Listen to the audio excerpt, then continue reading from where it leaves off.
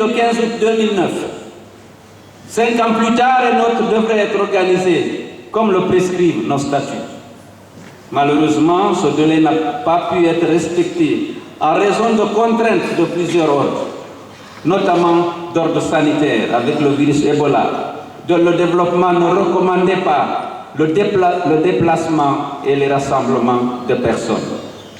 Comme vous le savez, j'ai été élu président de l'UFDG par le congrès de 2009. Depuis cette date, des événements majeurs se sont produits, affectant de façon profonde la vie politique guinéenne et les activités de notre parti. En effet, après le coup d'État de décembre 2008, à la suite du décès du président Conté, on a assisté à l'avènement du CNDD. Ensuite, notre pays a connu le drame du 28 septembre, où l'UFDG a perdu beaucoup de militants. En décembre de la même année, le capitaine Dadis faisait l'objet d'une tentative d'assassinat. Le 19 juillet 2011 se produisait la présumée attaque du domicile du président Alpha Condé. Et en décembre 2013 apparaissait le virus Ebola. Près de 3000 Guinéens en sont morts. Prions pour le repos de leur âme et remercions la communauté internationale de l'assistance a permis de contenir le développement de cette terrible maladie. C'est dans ce contexte particulièrement perturbé que le parti a développé ses activités et a étendu son implantation.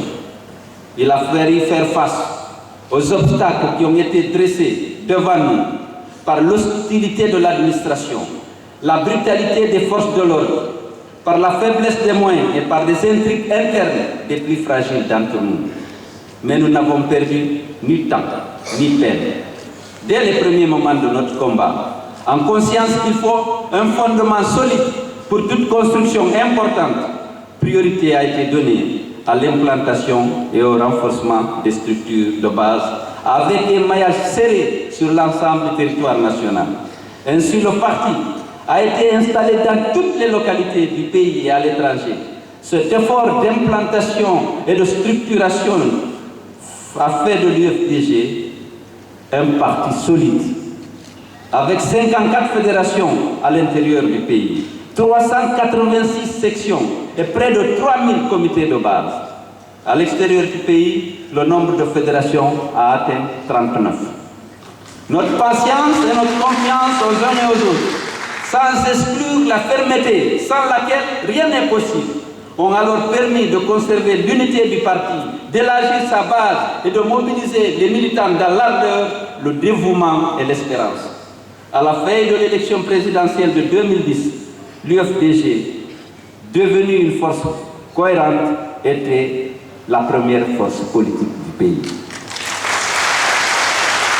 C'est cette organisation et cette force qui a permis aux candidats de l'UFDG d'obtenir dès le premier tour 44% des suffrages valablement exprimés. Loin, très loin devant ses concurrents. Voyant l'efficacité de notre parti et le danger qu'il représente pour son candidat, le RPGS d'alors recourait à la calomnie ethniciste avec l'affaire de l'empoisonnement bidon pour chasser des localités de la Haute-Guinée à fort taux d'électeurs, les allogènes et terrorisés par des menaces physiques les autochtones proches de l'UFDG. Ce stratagème cynique et les fraudes qu'il a autorisées par la suite, ainsi que les complicités tapies dans les hauteurs de l'État et dans d'obscures officines à l'extérieur du pays, devaient réussir à détourner les suffrages des citoyens guinéens au second tour de la présidentielle. Mais faut-il encore évoquer ce funeste souvenir, inscrit dans nos mémoires comme une spoliation de la confiance que notre peuple nous avait dédiée? Devons-nous être encore dans l'amertume, dans le ressentiment, alors que les faits ont été établis, les preuves apportées, des aveux recueillis sur la façon dont la besogne s'est organisée pour obtenir les résultats de la présidentielle de 2010 en escroquant notre victoire? Non, nous ne sommes pas un parti qui gémit sur son sort. Notre chemin est tracé. Les vents contraires peuvent ralentir notre marche. Mais rien ne peut nous empêcher d'atteindre nos objectifs.